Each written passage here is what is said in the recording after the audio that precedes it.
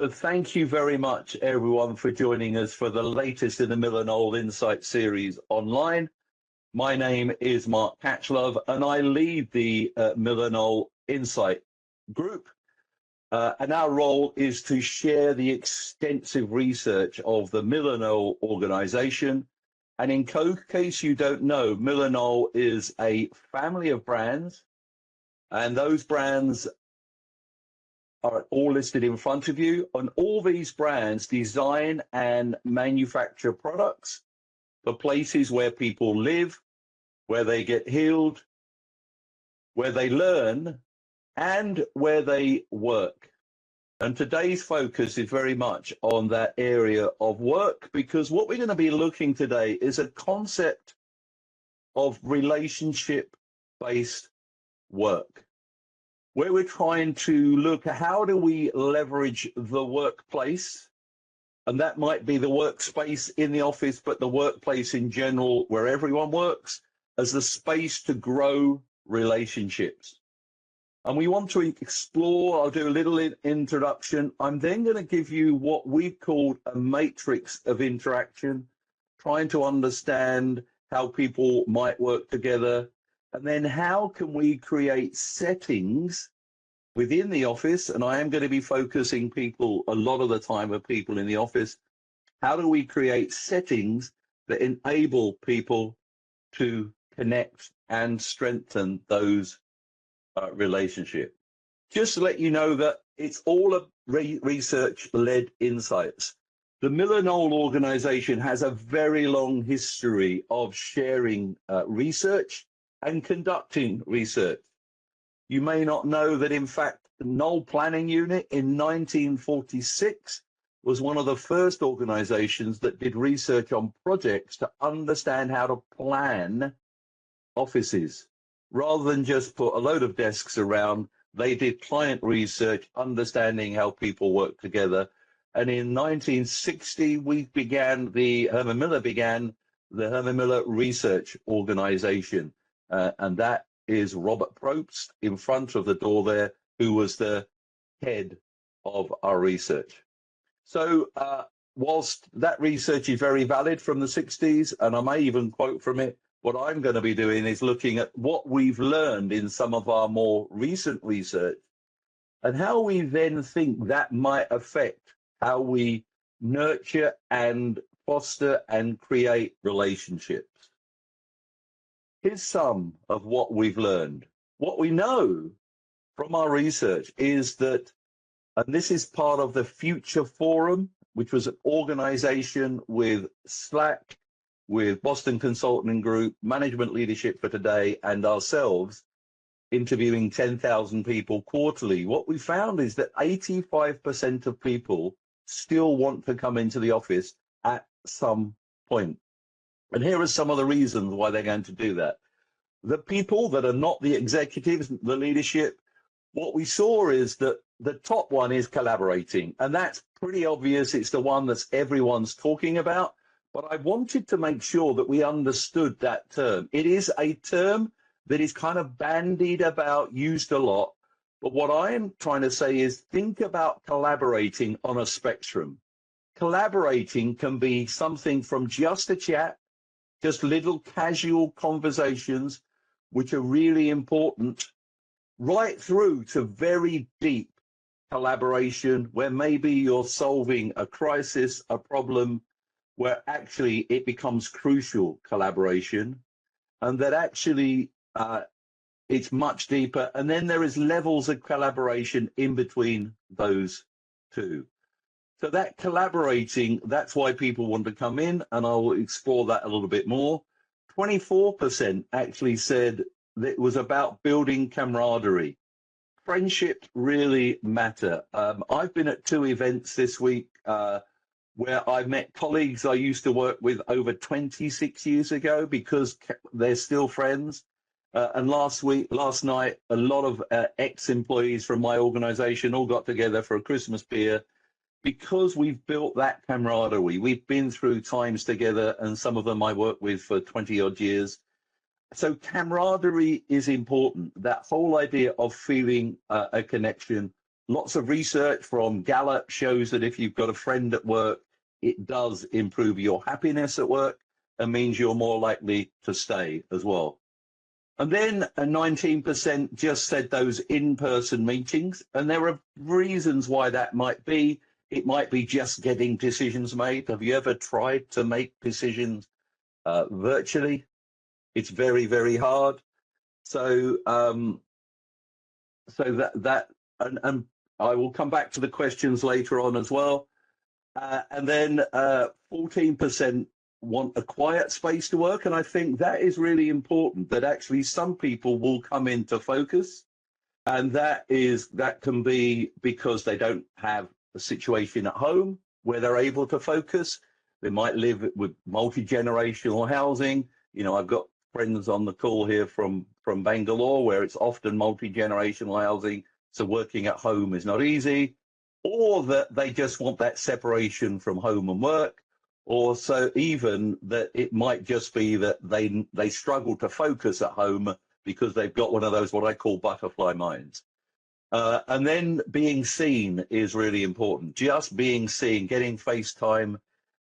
Anyone with experience of working remotely or not going into the office or not will know that sometimes it's just harder to get recognized or even get promotion. I thought this is quite interesting, the data of executives, that less of them are, it's about the same amount for collaborating, but less of them are looking at building camaraderie. And I'm guessing that's because they've probably almost created their established relationships already, and they're not looking to build upon it. But the executives want more FaceTime with the executives, which I thought was quite interesting, slightly more on quiet space to work. And a part of research we did with Nigel Oserlin, something called the enticing workplace, attracting people back to the office.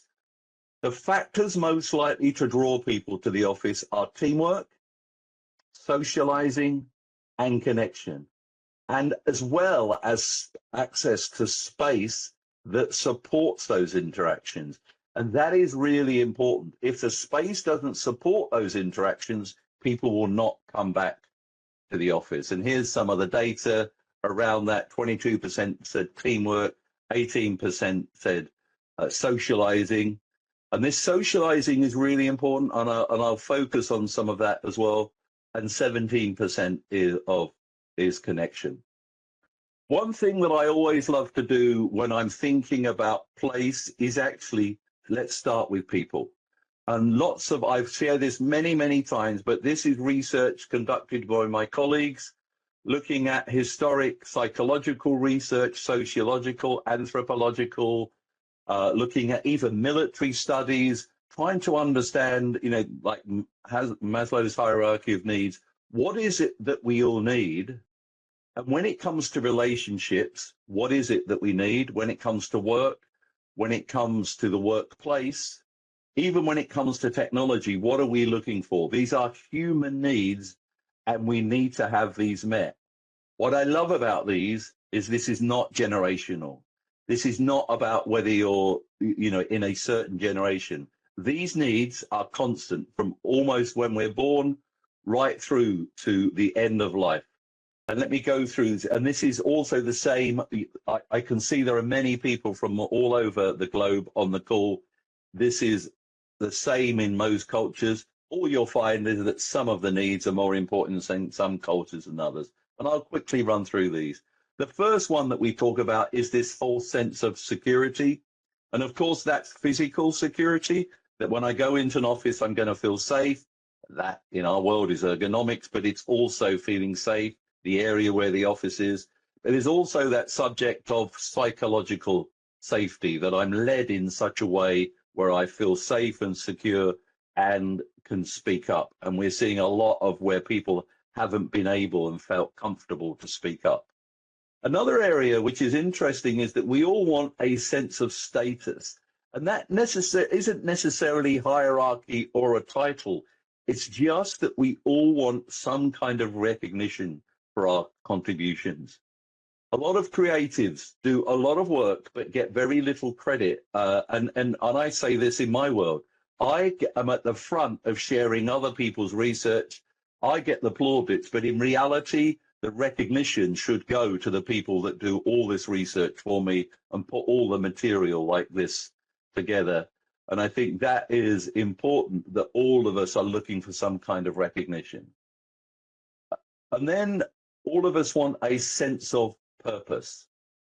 And purpose is the one that actually, I'll happily share any research if you wanted it, but purpose is the one that affects our health and well-being a lot. A low sense of purpose means that when we're ill, we're really ill. But actually it also affects our heart rate, and all of us want that sense of purpose. So I am near retiring age, and I've got to think about when I retire, where do I get that sense of purpose from? I get great fulfillment from the work I do. Where do I get that? And this is the same for everyone. And you kind of go, hey, Mark, but we're talking about workplaces. How do we help with purpose in workplaces? Well, this is what you do. You create workplaces that help people achieve. But the problem is there's 60 people on the call here today, and that's probably 60 different ways of how people achieve. So actually, that's a huge challenge. But we've got to create environments where people can achieve. That whole idea when you go home at the end of the day and you think, yes, I have done something worth doing, you know, that ticking off the box. Another fundamental need is a level of autonomy. And this is the one for me, which some people want a low level of autonomy and others want a high level of autonomy. And great workplace management is about working with autonomy. I'll say this all the time though, do not confuse autonomy for anarchy. Anarchy has no boundaries. Autonomy still has boundaries.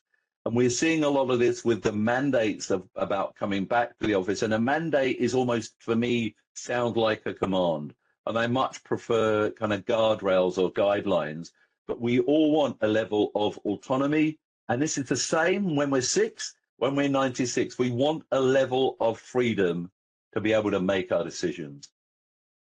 And the final one is this whole idea of this sense of belonging, that what we're looking for is a sense of community, that camaraderie that we talk about, and that really is all about that connection. I love this quote from Anderson, de Jong and White. The workplace can be a powerful tool in helping to create a sense of belonging through improved work experiences for the individuals that form highly diverse communities within organizations. And it should be recognized that community is the foundation of how organizations function. The point I want to make here is that community isn't always about agreement. We had a great talk from someone from Gensler, who talked about the office might be one of the few places we now go where people are different to us, where we can become a part of a community of people that aren't all the same as you.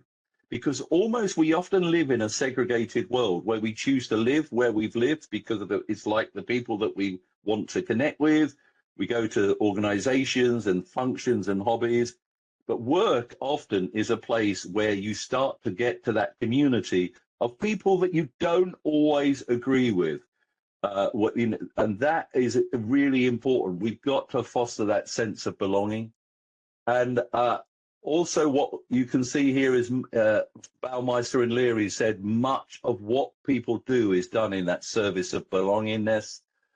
And Paul Zak, human beings are neurologically wired to seek positive social experiences. These experiences stimulate the brain, making people more cooperative and caring towards others within the group. And I think that is really important, that the workplace, when you go in, it's got to create this sense of connection, sense of community, sense of belonging. It's got to be so good that people become attached to it.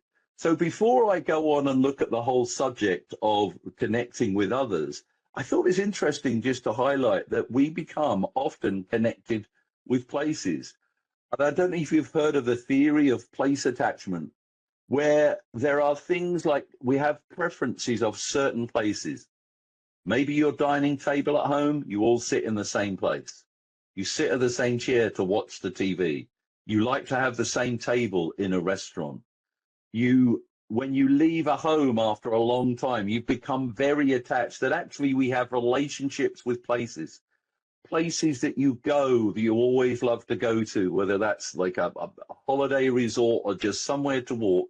It's interesting we have this relationship to places, and we build positive relationships, but of course some of them can also be negative relationships as well. And so it's trying to think about how are these spaces going to help us develop and grow relationships. Now, we know that there has been a rise of activity-based work. And activity-based work actually goes back to 1983, when Robert Lucchetti, he came up with a concept of a series of activity setting.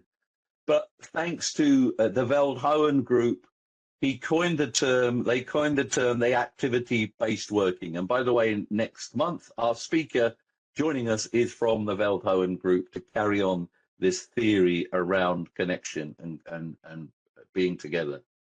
But what we're saying is that activity-based working is not dead, but it remains a priority. It is not dead, but there's some changes that we're seeing happening as well. But a lot of activity where we gave spaces to support activities, they've almost become even more untethered than we ever imagined them, where a lot of work can be almost done from anywhere. So there's a challenge now for the office, not just to be the only place to work, but actually to be the best place to work. And I think that's important, that we have to create an environment that makes people want to go in. And that is going to be place, it's going to be people, it's going to be technology. And how do we make sure that is what we're doing, is creating the best place? Are we creating environments to make sure that people are drawn back? Are we creating environments that support teamwork, that support socializing and support that connection? And lots of that research that we talked about from Workplace Unlimited does say that that's why people want to come back to the office as well. A little aside, in that research, a little bit of detail, those with assigned desks were more likely to want to come into the office than those without assigned desks. Doesn't mean that I'm saying everyone should have assigned desks, but you have a change management issue if people don't have assigned desks. And what we're seeing now is that any work today is always a collective endeavor. Any of you freelancers, really, very few people work on their own. You might create on your own, but you often have to collaborate. And any piece of work, me presenting this has meant lots of other people have had to do work. But all work now is a collective endeavor. And yet some people at the front get the credit. But how are we then supporting that collective endeavor? And we talk about a matrix of interaction. And we've broken it down into 3 areas, where actually what we're thinking is the community. This is the larger organization where one team might connect to another team, individuals from one team connect with individuals to another. That is what Mark Catchllove talked about, was the weak ties. Weak ties are the people that we don't connect with all the time, but are really vital. And joining Veldhoven in January on that talk is a guy called Dr. Andreas Hoffbauer. And he says that most knowledge in an organization and information travels through those weak ties. So this is really important. Those chance encounters, they're the people that you don't always work with. And what happened in recent years is our strong ties become stronger because you're always doing this on a computer, you're videoing them, you're meeting them. But what became weaker if we're working virtually is those weak ties. So that's the community. Then it's the group. These are the people that might be in your functional team or might be in the team, the department that you're working in. How do we support that level of interaction? And then I kind of smiled when I saw this interaction, an individual interaction. But this is the idea that actually we work with ourselves sometimes. Working individually might be focusing, but it might be also kind of battling with ourselves, going through information, connecting with ourselves. A lot of research around self-actualization as well. So trying to think about that as well. And we kind of started to break it down into two areas here. At the top level is where these groups, either in community group or individual, are just exchanging and reflecting. For me, this is the talking about it, where you are collaborating, you might have a chat about it, but this is really important. And then it gets to the producing. It's the bit where you actually have to start produce. Neil Usher and Kirsty Groves recently wrote a book, and they use the terms exploratory work and task work. And the thing for me here is that collaboration and task work are not linear. Basically, what happens is people are coming and going. We called it divide and conquer in the past, where you work together some of the time and you reflect, you talk about it, and then you have to get the work done. At some point, the collaboration has to turn into task work, and that task work might be done individually, it might be done in a group, but it might be working with other teams to get that work done. So this is what we found out is called a sociogram. My colleague Joseph created these ideas. Do not think about that little white square as a table. That white square here is a piece of work where actually the groups might start together as a community. They've socialized, as a group, they've met together, they've focused on that piece of work, they've talked about it. Someone's even, restored and gone away and thought about it themselves. And then when you start producing it, it might be teams working together here on the left, bottom left, and then they might collaborate around that work in the team itself, and then someone might need to focus on it. And what we're saying is, are we providing spaces that support these levels of interaction? And we have given them sort of names and nomenclatures, where actually what we're looking at is things like lounge, cafes, and plazas. And I'm not going to go through all those here, because I'm going to show you some of the ideas that we've got where we think these might be spaces. So you've got to think about connecting space planning to relationship-based work. And that's why designing with and not just for employees is really important. That might be employee resource groups, getting informal feedback, focus groups, observing how people work, how they work together, asking them how to work, so that you come up with spaces that actually work for the kind of environments that you might want to create. And that is really important. And also that you go back and regularly look at the kind of spaces. And so what we're then saying is that as a part of this, we need to focus on areas of well-being. How are we supporting that well-being in the relationships? How are we connecting people? But also, how are we supporting change? How flexible is the environments that we are creating? So in the community area, we start looking at cafes or forums where it's designed to reduce that social isolation. Now, I think what's interesting is research that's been done around extroverts and introverts. It's not that introverts don't want to socialize. What introverts want to do is be in control of their socialization. They often don't want to be in the center of everything. They want to observe.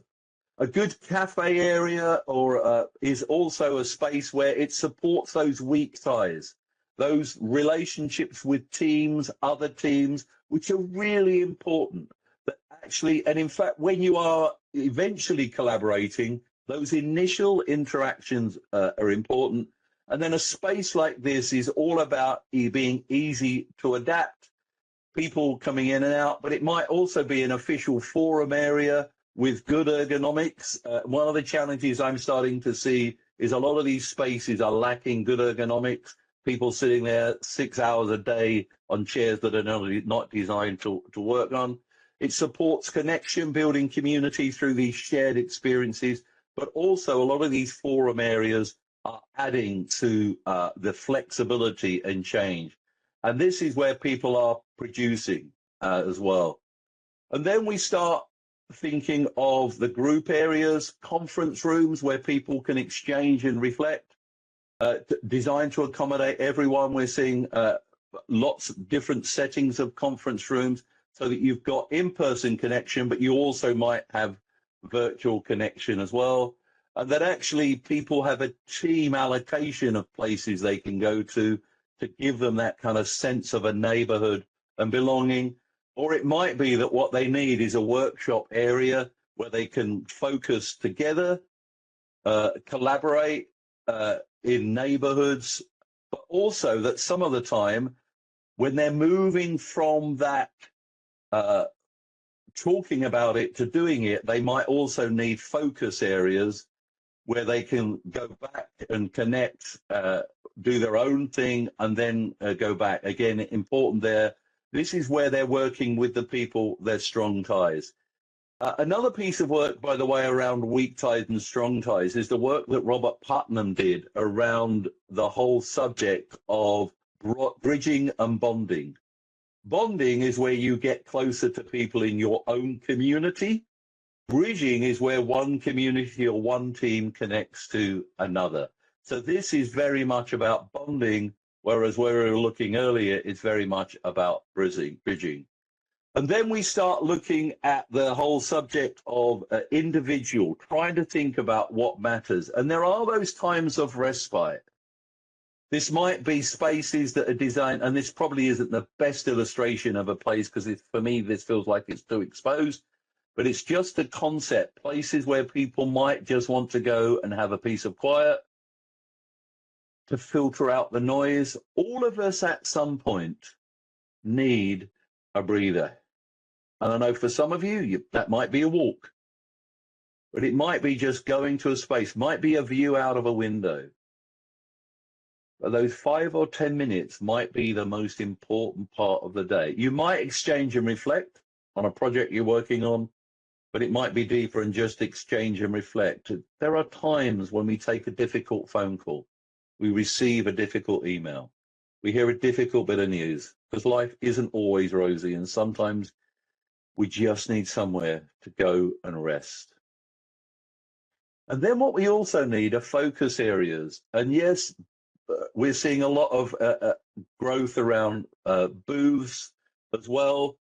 But sometimes what we're seeing is we are looking here at spaces where there are guidelines, where there are actually situations where people can know that if they go to an area like a study hall or a library, they're not going to be interrupted. And that's often why people want privacy. It's not because they're doing confidential work, it's because they don't want to be interrupted. People are not going to be using video conferencing. They're not going to be using telephones, but there are guidelines in that area. It's almost like the rules in a library, places where people can focus.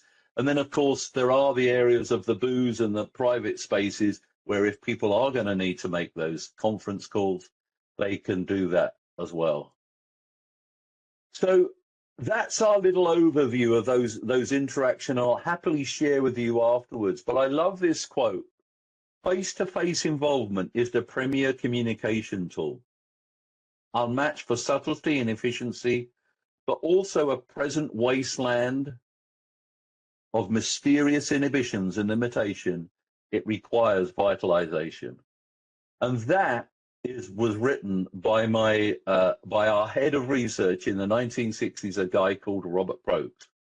We have to revitalize the spaces to support that whole idea of teams working together, communities working together, and being able to work alone. We will send a follow-up. We've got lots of resources. There are white papers. We do the webinars, as I mentioned. There's one next month. If you want someone to listen to this again this afternoon, my colleague Joseph White is doing the same talk, but probably a lot better this afternoon. And we run a podcast series. And I just wanted to leave you with this quote, if I may. In the long run, all businesses and business leaders will be judged not by their profits or their products, but by their impact on humanity. And that was the founder of Herman Miller. And I think what we are doing is creating impact on people's lives. So feel free to ask me questions. Feel free to connect with us, and this will take you to some of the material around that. So I will put myself on camera now, I think, and if anyone's got any questions, I can see some a question in the chat. Yeah, and Andrew, I agree that one of the challenges is why don't people want, but there are reasons why people want to work at home, and quite legitimately, and some of those might be around the issue of neurodiversity. It could be a range of issues, but we still know that there are 10 or 50, and that's been the case for a long time, of why people want to work at home. And some of them don't have an office to come to as well. So I'm sorry, I'm just looking up the questions here. Mandy, interesting about the demographics. For me, it's not about the age, it's often about the stage of life. So I think, yes, there are different living circumstances that might change someone's reasons why they might come into the office. There are different ways of working, but I am being quite general in some of the data here as well. Joe, really don't know about the gender dimension to this. There is an interesting piece of research being done by Ecofon at the moment around why women aren't heard at work, by the way, and if I can find it, I'll try and share that link with you. But we haven't, I would say it's not so much gender, again, it's going back to living situations, what situation they're in. But yeah, I'd recommend that you do the research that Ecofon are doing around, they shared some of the research at a recent event. So, you know, do feel free to do that. Any more questions at all? Yeah, Natasha, it's interesting actually, the commute. We did some work where we looked at, was the commute one of the reasons that maybe people weren't coming into the office? And what we found is that the distance of the commute didn't seem to make much difference as to why and when people come into the office. But I think it is also now the cost of the commute that is starting to, if you think about, you mentioned inflation, what also happened is that some people started to move away thinking that they would be working more remotely, and they're now being asked to come back into the office, and that is impacting them in a great way. It is the cost rather than the time. I mean, I find when I commute that I have a breathing space, which I don't get when I'm working from home. I'm working from home today, and that's predominantly because my Wi-Fi at home is better than the Wi-Fi in the office, so I can do this much better. But thank you for that question, Natasha. Anyone else got any questions? I really appreciate everyone taking their time today to join us, and I know everyone is very busy.